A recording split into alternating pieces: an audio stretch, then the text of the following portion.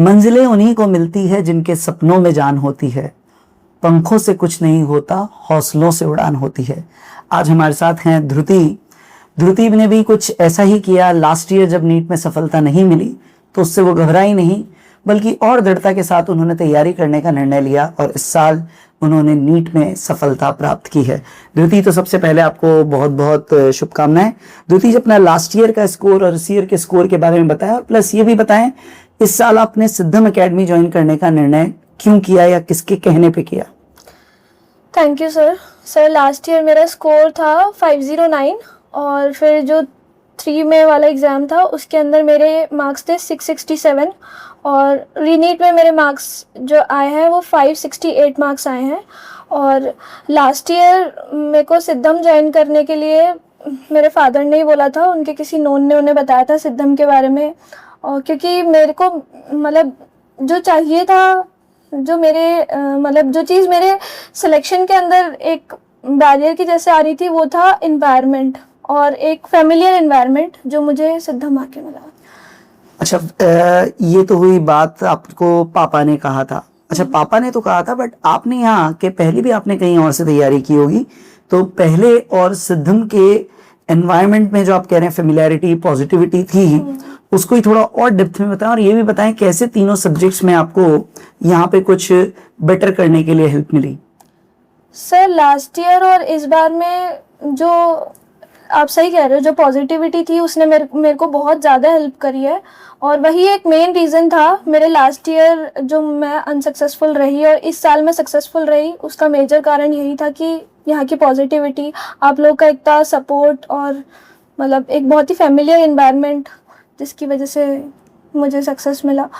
Sir, तीनों subject में सबसे पहले अगर मैं बायोलॉजी की बात करूँ तो बायोलॉजी एक मेरे लिए ऐसा बैरियर था जिसकी वजह से लास्ट ईयर मेरा सिलेक्शन रुका था। तो जो वीटी सर हैं यहाँ पे, उन्होंने बायोलॉजी को इतना आसान कर दिया था एनसीईआरटी को पढ़ना कि मेरे को एनसीईआरटी की लास्ट तक तो एक एक लाइन याद हो गई थी और हर एक लाइन के पीछे का मतलब और जो एक्स्ट्रा एज टॉपिक्स होते हैं वो सब बहुत अच्छे से।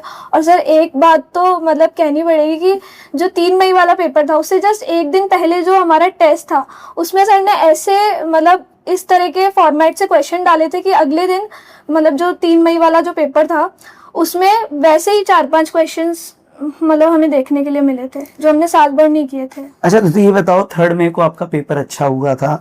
जो नॉर्मली एक बच्चा रिपीटर बैच में तैयारी करता है उसके लिए एग्जाम डे बहुत क्रूशियल होता है, तो एक बार वो डे बहुत अच्छा करने के बाद जब आपको 10 दिन बाद पता चला कि एग्जाम वापस से देना है, तो उस वक्त आपको कैसा रियलाइजेशन हुआ और उस 1 महीने 1.25 महीने की तैयारी में आपको यहाँ से क्या सपोर्ट मिला? सर, स्टार्टिंग में जब मैंने न्यूज़ सुनी थी तब तो मेरे को बहुत बुरा लगा था और ऐसा लगा था कि अब वापस कैसे होगा सब कुछ। लेकिन फिर मैंने आप लोगों से आके बात करी थी और जैसे ही न्यूज़ सुनी थी वैसे ही मैंने फ़ोन किया था आप लोगों को, तो आप लोगों का बहुत ही पॉजिटिव रिस्पांस था कि वापस से कर लेंगे अगर एक बार हो गया है तो।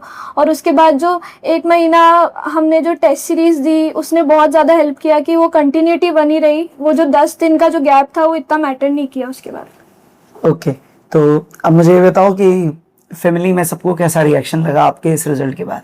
फैमिली में सब बहुत खुश है सर और पापा मम्मी बहुत ज़्यादा खुश है। मेरा एक छोटा भाई भी है, वो भी बहुत खुश है। सब लोग फैमिली में बहुत खुश हैं। ओके।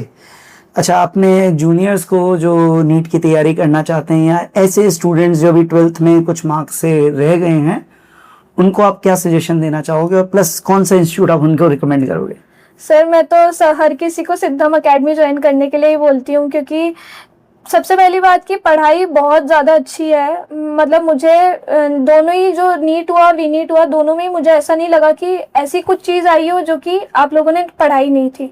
और चीज़ें इतनी ज़्यादा मतलब स्मूथ चली है साल भर कि इतना मतलब कोई मेरी पैनिक सिचुएशन क्रिएट नहीं हुई या मेरे को कोई टेंशन नहीं हुई कि ये बचा है वो बचा है। साल भर मतलब टाइम से बहुत पहले हमारा कोर्स हो गया था, जैसे कि दिसंबर के एंड तक तो बायोलॉजी कंप्लीट हो गई थी और जनवरी के मिड तक केमिस्ट्री और फिजिक्स भी एंड पे आ गई थी। तो मैं सबको यही सजेस्ट करूँगी, पढ़ाई के मतलब पढ़ाई के सेंस में हो या फिर अगर आप इन्वायरमेंट देखना चाहते हो कि आपको पॉजिटिविटी मिले, प्रेशर फील ना हो पढ़ाई का और स्मूथली आपकी प्रिपरेशन हो जाए, तो उसके लिए आपको सिद्धम एकेडमी ज्वाइन करनी चाहिए। अच्छा, मुझे बताओ कौन सी एक चीज़ एस्पिरेंट में सबसे इम्पोर्टेंट होती है नीट में सक्सेस पाने के लिए?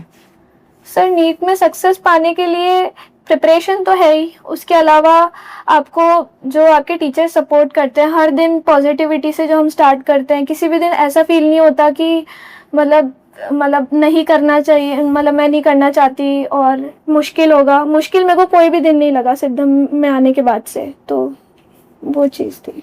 चलो, तो ये थी ध्रुति।